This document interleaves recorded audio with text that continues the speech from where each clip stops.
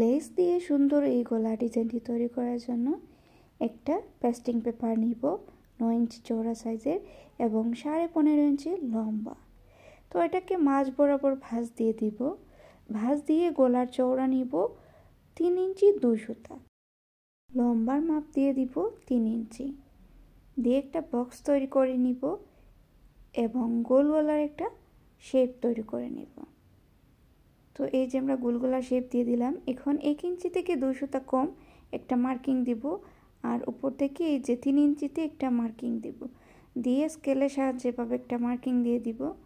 আর এখান থেকে আপনারা 1 ইঞ্চি থেকে 2 সুতা কম দিয়ে একটা মার্কিং করে নেবেন। একইভাবে নিচের অংশ পর্যন্ত মার্কিং করে নিব। তারপরে উপর থেকে 15 ইঞ্চিতে একটা মার্কিং করব। মার্কিং করার পরে স্কেল দিয়ে সাইডের দাগটা মিলিয়ে নিব।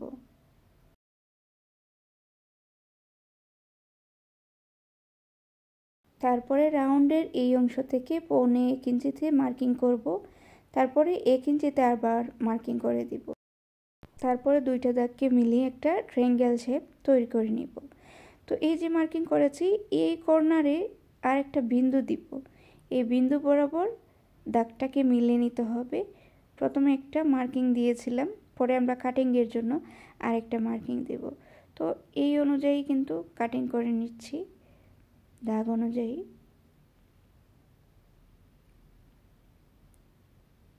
তো এই যে দেখেন এদিকে কিন্তু 1.25 ইঞ্চিতে মার্কিং করে নিচ্ছি। মার্কিং করে সেই বরাবর কাটিং করে নিব।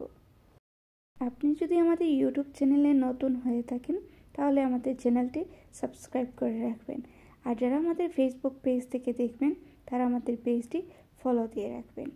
আর কে কোন জায়গা থেকে ভিডিওটি দেখছেন অবশ্যই কমেন্ট করে জানাবেন। তো এই যে স্টার শেপের গলাটি কাটিং করা হয়ে গিয়েছে। এখন এটাকে একটা কাপড়ের মধ্যে বসিয়ে আয়রন দিয়ে প্রেস করে লাগিয়ে নিব। তো এটার যে পাশটা বেশি চিকচিক করে সেটা কাপড়ের মধ্যে রেখে আয়রন দিয়ে প্রেস করে নেবেন। তারপরে এই যে আমরা সাইডের মধ্যে গ্লু দিয়ে দিব। এতে আমাদের সেলাইয়ের প্রয়োজন পড়বে না। তো আমরা বাড়তি একটা সেলাই দিব না, এর জন্য আমরা গ্লু দিয়ে লাগিয়ে নিচ্ছি। আপনি চাইলে সেলাইও করে নিতে পারবেন।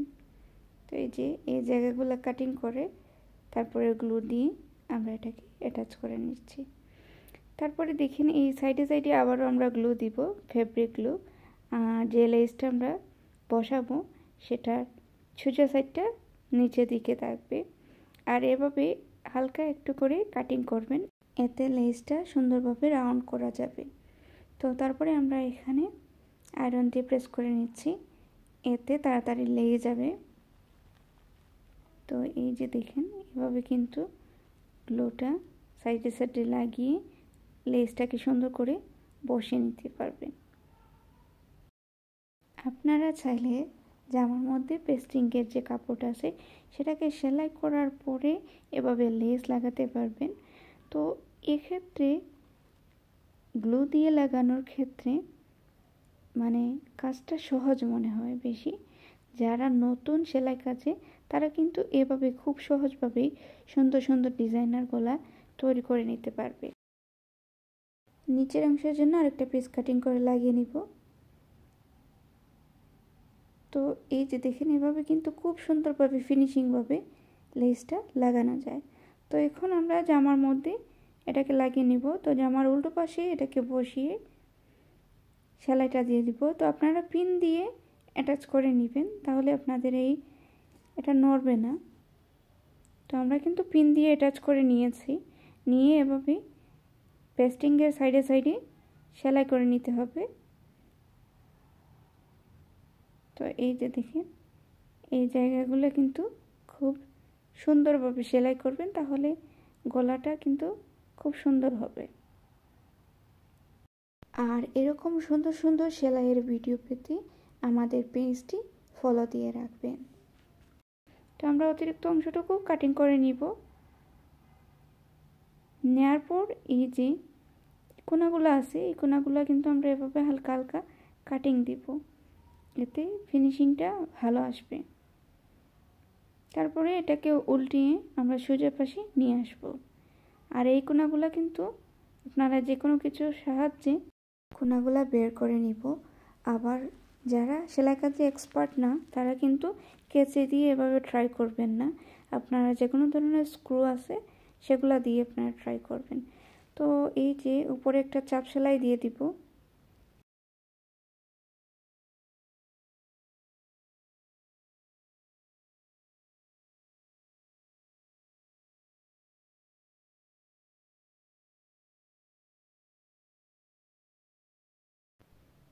তারপরে এই যে মাঝ বরাবর এটাকে রাখতে হবে, রেখে এখানে পিন দিয়ে সেট আপ করে নিতে হবে।